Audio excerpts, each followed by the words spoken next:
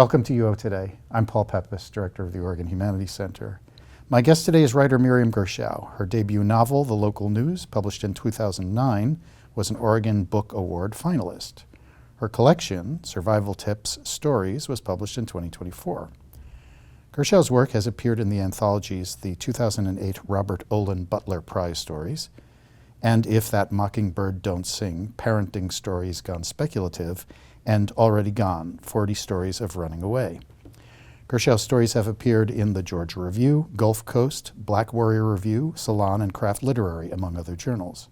She has been the recipient of a fiction fellowship from the Wisconsin Institute for Creative Writing and an Oregon Literary Fellowship, as well as writing residencies at Playa, Kimmel Harding Nelson Center for the Arts, Acacia in the Woods, and Wild Acres. Her stories have been listed in the 100 Distinguished Stories of the Best American Short Stories.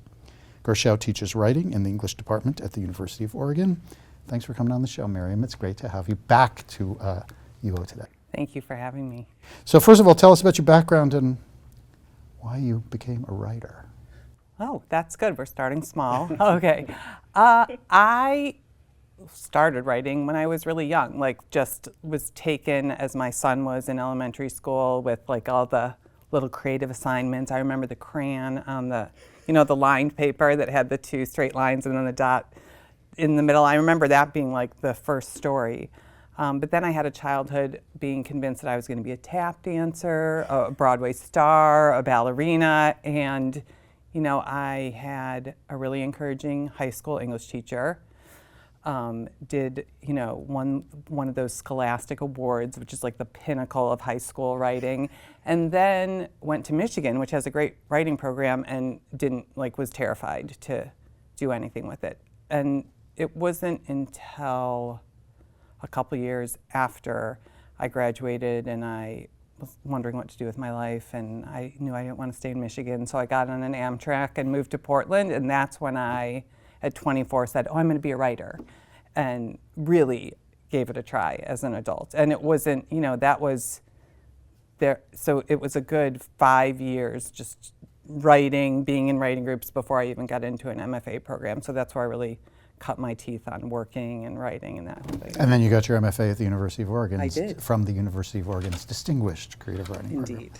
So your first novel, The Local News, give us what's the elevator pitch of that book? The elevator pitch is that a girl's brother goes missing when she's 15, turning 16. She's looking back as an adult on that year, and the deal is she didn't really like him. So the going missing is all about the grief of that, but her ambivalence. I was really, really interested in ambivalence in relationships. I still am, but not with the same level of preoccupation.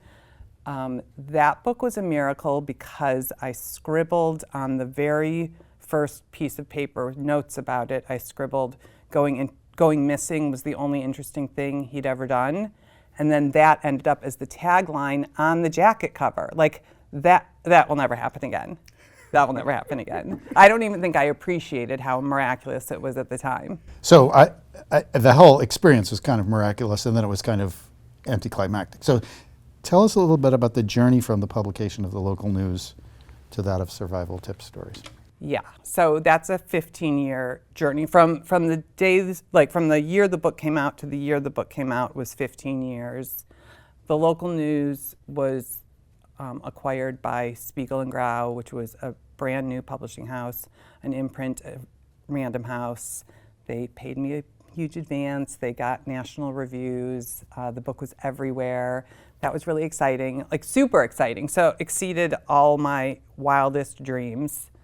And then, like so many debut writers, that was met with a sort of industry disappointment that the book didn't do better, but the book didn't really have the support to do better. It's like so many mid-list, low-list authors where, if you're not already a known entity, maybe something in the zeitgeist will happen and your book will explode, but without the power of a big publishing house behind you, putting you on their front list, it often doesn't make a splash. So it didn't make a splash, except to me, it really made a splash. I mean, it's in every library. So many readers got their hands on it. So that was incredible. But, I had my first child right after the paperback came out. The hardcover came out.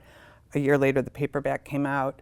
So I was busy with work at the U of O and raising a baby, and really struggled to write my next Random House book. Like tried and tried and tried, and my books and the ideas kept getting weirder and darker and stranger and fitting less in that Big Five model until, like, really more than a decade later, I finally said, I think this is the path for me. Like, it's so presented as the goal for every writer that it took me that long to say, I don't think this is the path, because who would give up? I mean, I clung to that as like, I've made it because I have this fancy book at a fancy publisher with a fancy agent. And when it finally became clear to me that there's probably not going to be a fancy book number 2, then I let go of all that. And just months after I broke up with my fancy agent, said, I don't think this is going to work. I don't think there's going to be another Big Five book. Propeller Books in Portland. I think every writing career has a million rejections and setbacks and some small miracles. And my first small miracle was landing my fancy agent who got that first book deal.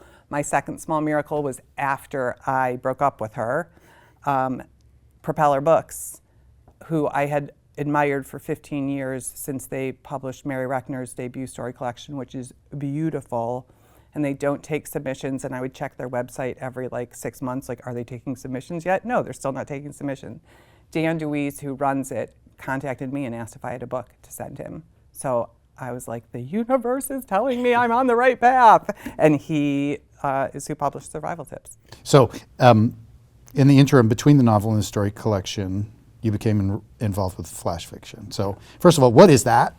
Yeah, okay. And how does it enhance your craft as a writer, doing that? 2 good questions. First, flash fiction, the definition, there's a little wiggle room in the definition. Some people say under 3,000 words, some people say under 1,500 words. I like that one. Under 1,500 words is you have to keep it pretty small. But it's not just length. It's that flash fiction flouts the conventional, exposition, beginning, conflict, denouement, that whole triangle. Flash fiction is so impressionistic, so small that it's often saying, take us to this moment of something happening and then leave us. Surprise us in a way formally or with your structure, leave us, the reader, trying to puzzle this out. Give us enough so we can put the puzzle together, but leave us with possibility. And I really like that, because I think part of the way that my work got weirder and darker is I didn't want to just tell a conventional story. I didn't want to tell a conventional coming of age story like my first one was. I wanted to play with structure, because I think if you're writing long enough, you want to play more, you want to challenge yourself. So I think the way that it helped my craft is that novels take years. If I'm lucky, I will have a novel written and revised in 2 years. That's lightning fast. And flash, in the best cases, I could sit down and in one writing session know I got something. There are plenty of times when it took longer than that, but it wouldn't mean that it was done, but I knew something was there. And that was so satisfying and affirming. And my biggest fear has always been, am I saying anything, or is this all just flourish? Is this all just pretty words on a page? And flash is the best self-test for me. I'm oh no, that is just pretty words. Or I have this sense of, oh, I am saying something. This took 300 words, but I'm actually saying something. So tell us a little bit about that community of flash fiction writers. Where is that, and what's important about it? I mean, I think it's all over the place. I was thinking about this, that it's all about how communities name themselves, but Rebecca Schiff wrote this collection, it's got to be 6 or 7 years ago at least. The Bed Moved, which is, if the flash fiction community got their hands on it, they'd say, this is a flash fiction collection. She didn't call it that. It's these tiny bite-sized stories, one more devastating and hilarious than the next. But the Flash community I found was one that existed within Twitter, which is one of my biggest writing distractions. And I found all these writers of short work. You know, while I was on this path of like Big Five glory, there's been this burbling community of these alt-lit journals started online, fueled by quick submissions, quick turnaround time on submissions, big followings on social media, lots of sharing work on social media. It's in some ways this like bubble, but in a lot of ways, like this work gets in awards, in anthologies, pushcart prizes. Like it's not, there's good writing happening in it. Mm-hmm. So I found this community who I just basically started following people and following journals that were doing this work, and jumped on the train of like, I'm gonna write and submit. Like I don't have an agent anymore, I'm just gonna write and submit my work. I wrote this 500-word thing and I've revised it and I think it's weird and strange and good. And so I started submitting to those journals with success, and it's this, it's addictive in all the ways that social media is. It is writers like affirming each other, reading each other's stuff, giving each other attention, retweeting it, nominating things for awards. You know, it's this pretty incredible community of writers doing a lot of good writing and promoting of each other's work. And that's played a role in why you got contacted to do survival tips by the publisher, right? It did. I'm not sure if any of my, I'm not sure if he'd read any of my specific pieces of writing. He'd seen a lot of my vociferous complaining about publishing on Twitter. But like 4 of the 10 stories in here are ones that I wrote in that sort of flurry of writing and sending and writing and sending and writing and sending. And like one of them is my favorite story in the collection. So give us the elevator pitch for that book. Oh gosh. I feel like if you're lucky, you have one book with an elevator pitch in your career. Okay, so Survival Tips is, someone just said it's located, this was so nice. I'm gonna steal Stephanie Austin's elevator pitch about it. It is people who want to be able to do. It's a bunch of people who would like the survival tips, who would like to know how to go about getting what they want, connecting with the people they need, finding what fulfills them. But she said the stories exist in the can't. They're not able to. And so each of these stories in their own way are located in the can't. Though I think some of my newer stories give like tiny glimpses of the cans as well. So would you read us the title story, or the sort of title story? I will read you the sort of title story.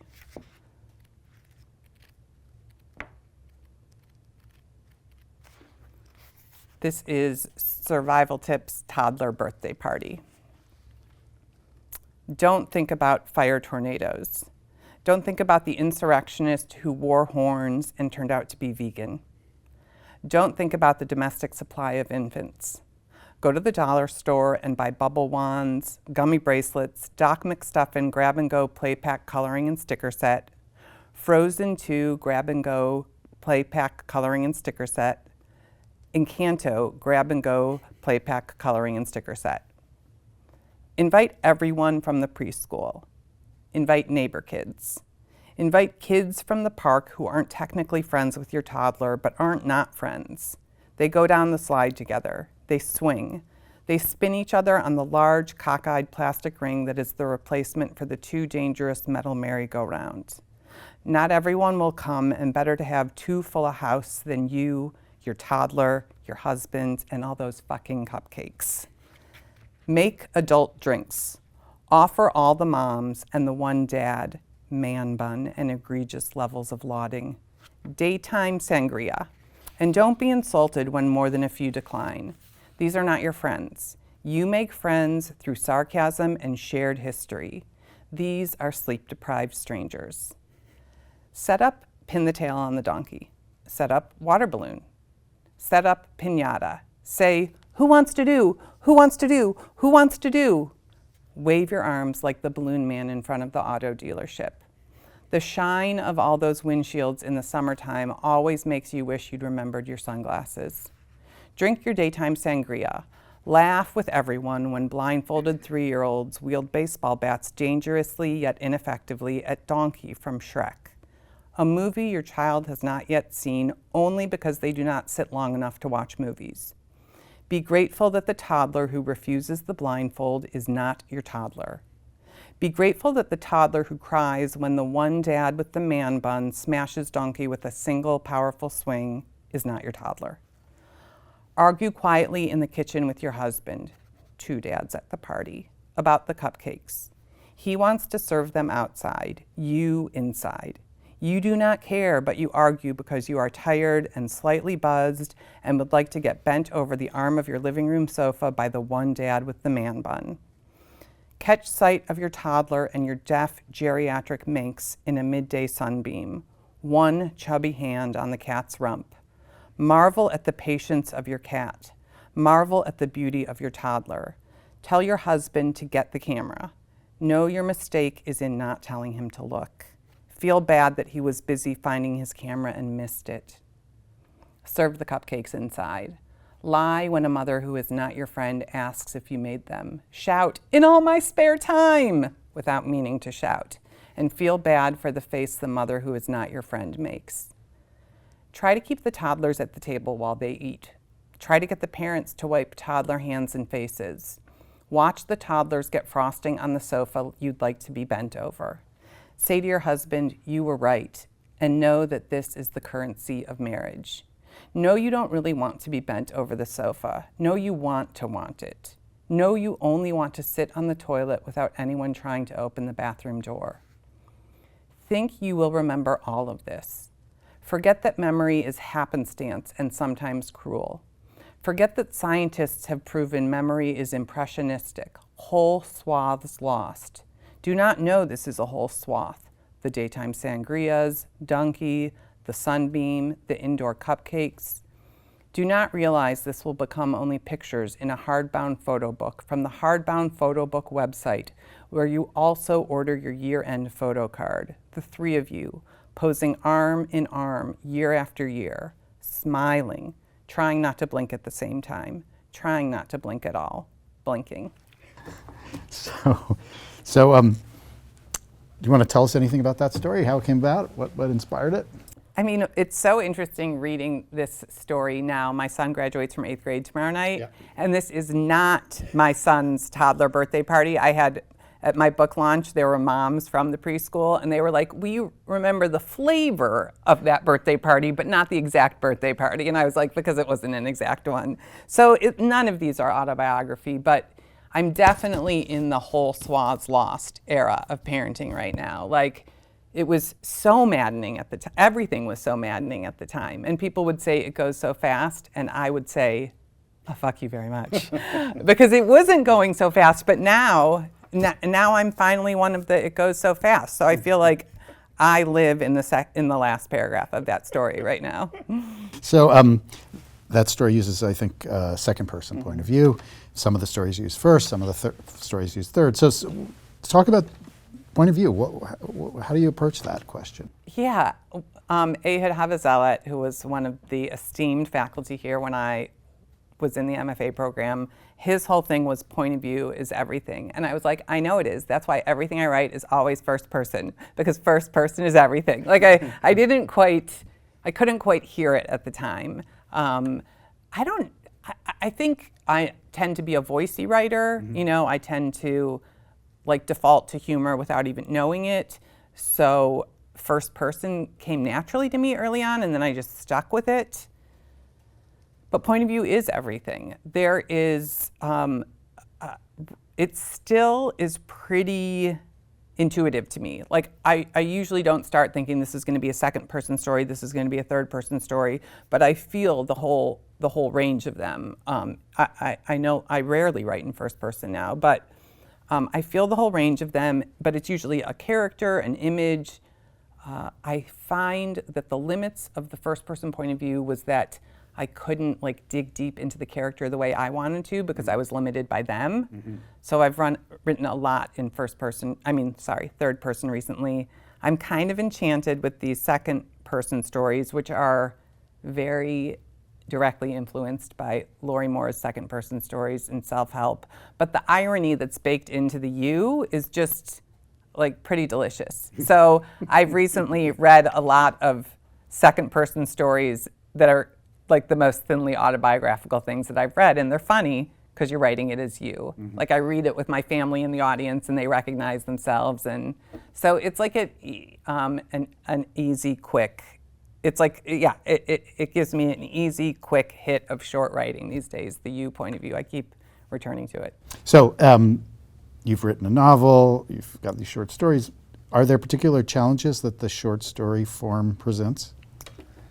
Yes. Like, so the short stories that I have in here, so I have the traditional short stories that are like as long as 30 pages. One I wrote more recently that's 10 pages. I think the short story, not flash, not a novel, is the hardest form. Because I think you are in a lot of ways constrained, or I am in a lot of ways constrained by the traditional story form. Like I haven't formally played with that a whole bunch, but you're doing it in this tiny amount of space, so everything has to count. So I can take 300 pages to figure out what I'm trying to say, or I can do 500 weird words and figure out if I'm saying something. Those two somehow feel easier to me to play around in. A short story feels like a lot of pressure of everything needs to count and it has to add up. Like I think it has to add up as much as the novel has to add up. Nobody's looking, everybody wants to be satisfied by the ending of a story. So I think it's by far the hardest to write. Are there particular benefits to writing in the short story form? I mean, it's like a really good exercise to muscle. I mean, a really good exercise for your muscular exercise. I think it's beneficial because it's hard. So you have a novel coming. I do have a novel coming. Tell us about that. Closer is a novel that takes place in the fictional Horace, Oregon, a small college town with the D1 University there. And it's about 3 different families in the community. Primarily, it's 3 points of view with some other little points of view jumping in. But it's 3 points of view after a couple white students taunt a black student in a school library. And there's all these sorts of intended and unintended consequences and cascading events that come out of that. So it follows these 3 characters who are only really peripherally involved in that first incident and what the implications are across the community. And when is that coming? That is coming June 3rd of 2025. And is it coming from Propeller? No, it's coming from Regal House. Tell us about that. Regal House is like a small indie press out of North Carolina who has 2 seasons of about 15 books, and they just celebrated their 10-year anniversary. They were the first small press published on the cover of Publishers Weekly for their 10-year anniversary. It's women-run. 2 women run the whole thing, including Janie Royal, who they're just like Wonder Women. They just put these books out with a lot of care and attention, and I'm thrilled that it's coming out with them. Cool. Well, we'll look forward to that. So you're on the board of Word Crafters in Eugene. Yes. So what is that? Why is it important?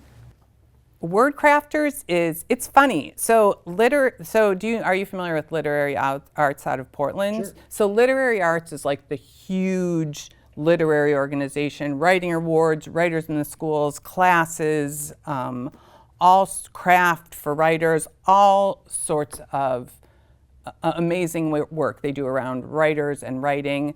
But they're sort of like the grand poobah who is really they are focused on the state officially, but really a lot of their work ends up being centered in Portland. So Word Crafters is one of the many regional nonprofits that basically looked at literary arts and said, we want to do this here. We want to do it in Eugene. Same things. They have writers in the schools. They have write-ins where writers can just come and hang out.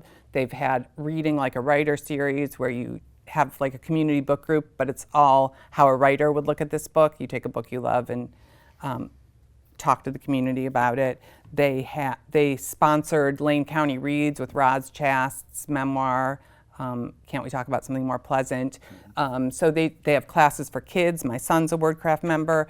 When they asked me to be on the board, I said, like, how could I say no? You guys exist only for good. What's interesting in Eugene, I've been talking about this with different people, is I feel like it's inevitable that you get the town gown thing, you know? So a lot of like people who are writing genres that the MFA program isn't all that interested in, like the genres that sell, like sci-fi, fantasy, romance, like that ends up being a lot of who the WordCrafters crowd is. And then the MFA crowd is like, I'm writing my literary fiction. But one of my secret goals as a board member is to sort of bridge that. Like there's no reason that the community writing nonprofit, there's no reason why they can't be bridged more. Wow, really cool. So tell us about the short story dispenser at the Eugene Airport. Oh, yeah. And the story that you submitted for that. Yes. So it's like a big nonprofit that these are in a bunch of different airports, other locations. The short story dispenser is if you go to the Eugene Airport, you go up the elevator and there is a machine. It's really beautiful. You press like, I want a kid's story, I want a local author, or I want anybody. Like, and it like comes out like a receipt.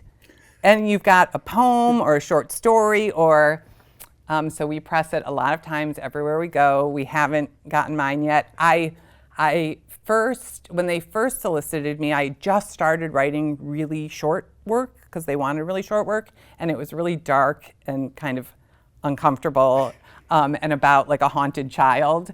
And so but it was the only thing I had, so I gave them that. But then I wrote a different very short story about faculty replacing their heads with their Zoom faces with horse heads. And I felt like, oh my God, what better one to put in the Eugene Story Dispenser? Here's a glimpse of the English department faculty meetings, and so that's the one that's in there now. Are you working on anything now? I am. I am working on my next novel. It is in the phase of being an out-of-control mess. Jamie Attenberg, several years ago, started 1,000 Words of Summer, which started on Twitter with a hashtag. Everything comes back to Twitter. And it is, she does it different times during the year. Right now is the beginning of summer, which was the original. For 14 days, you write 1,000 words a day. And so I'm in the middle of doing that. And it just brings home how I'm in the like messy, ridiculous, this could be something, it kind of seems like nothing right now, so I'm powering through that. So we're just about out of time. This is my last question. I should have warned you that I was going to ask it, Okay. but have you read anything recently that you would recommend? Oh, yeah. I would recommend, you should have told, Tell the Machine Goodnight. This is why you should have warned me, because now I'm like, what's her name? What's her name? She was here for a couple years in a writing group with Mike Comperman. I'm going to remember her name literally as soon as the camera's off.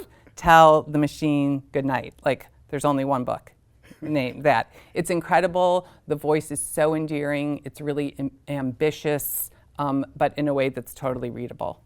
I can't believe I'm... Katie Williams. Katie Williams. Tell the Machine Goodnight. Everybody go read it. Okay. Miriam, thank you so much for talking with us today. Thank you for your work. Thank you for the work you do at the University of Oregon. Thanks for that recommendation. It's been great talking to you. Thanks for having me. I've been speaking with writer Miriam Gershow. Survival Tips Stories was published in 2024. Miriam teaches writing in the English department at the University of Oregon. Thanks so much for watching.